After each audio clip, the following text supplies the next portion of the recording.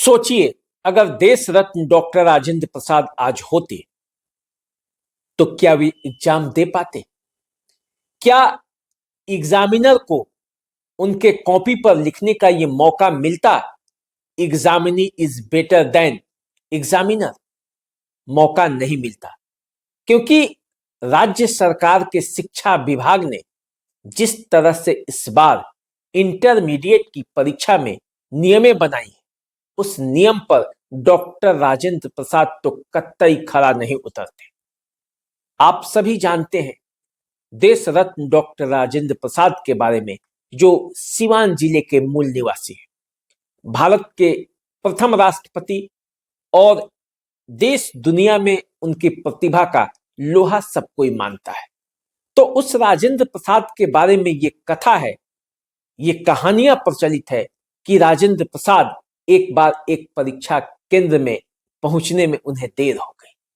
लगभग आधे घंटे देरी से पहुंचे थे। उन्हें मुश्किल से उस एग्जाम में जाने का मौका मिला, उन्हें एग्जाम देने दिया गया और तब आधे घंटे पहले ही उन्होंने कॉपी पूरी लिख दी थी। जब कॉपी उन्होंने वीक्षक जो वहां पे जांच रहे थे, जिसके निर्देश, जिसके नियंत्रण में परीक्षा लिया जा रहा था, उनके सामने गया तो बहुत चकरा गया, क्योंकि राजेंद्र बाबू के जाने के बाद जब वो कॉपी देखा तो उसके सारे पन्ने भरे हुए थे। कहा जाता है कि राजेंद्र बाबू इतने मेधावी थे कि कहिए मत, उनका मेधा का लोहा तो पूरा दुनिया मानता है। लेकिन सोचिए, आधे घंटे विलंब से राजेंद्र बाबू गए थे। अगर उन्हें परीक्षा में लिखने का, बैठने का मौका नहीं मिलता तो क्या होता? उनकी प्रतिभा से दुनिया वंचित रह जाती। आज इंटरमीडिएट के छात्रों के साथ क्या हो रहा है? 1 मिनट, 2 मिनट, 5 मिनट विलंब से पहुंचने पर, वो भी एग्जाम शुरू होने पर नहीं, एग्जाम शुरू होने के आधे घंटे पहले 1 मिनट, 2 मिनट किसी कारणवश विलंब से पहुंचने पर उन्हें परीक्षा से वंचित हो जाना पड़ रहा है, क्योंकि शासन ने आदेश दिया है, शिक्षा विभाग ने यह आदेश निकाला है कि आधे घंटे पहले गेट बंद हो जाना है। और जब जब गेट बंद हो रहा है तो उसके साथ छात्रों के भविष्य भी बंद हो जा रहे हैं, उसी ताले में बंद हो जा रहे हैं। देखिए, मेरा तो मानना है कि छात्रों के साथ सरकार को हमेशा नरमी से पेश आना चाहिए, उन्हें ज्यादा से ज्यादा मौका देने का प्रयास करना चाहिए। ऐसा नहीं लगे कि छात्रों के प्रयास को रोकने का प्रयास कर रही है सरकार। अनुशासन सही है, अपने जगह पे ठीक है, लेकिन उसके लिए कई मापदंड और भी हैं, जिस पर सरकार को भी खरा उतरना है, समाज को भी खरा उतरना है।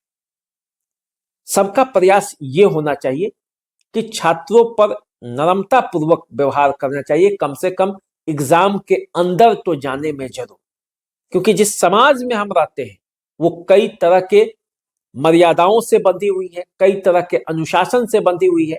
उस अनुशासन में यदि वो व्यक्ति समय पर पहुंचता है और किसी वजह से 1 मिनट विलंब हो जाता है तो गेट जैसे बंद हो रहे हैं और जैसे तस्वीरें आ रही हैं, दौड़ते हुए लड़की जा रही है एग्जाम देने, गिर जा रही है गेट पर, 1 सेकंड लेट ना हो जाए, ये आतंक है एक तरह से।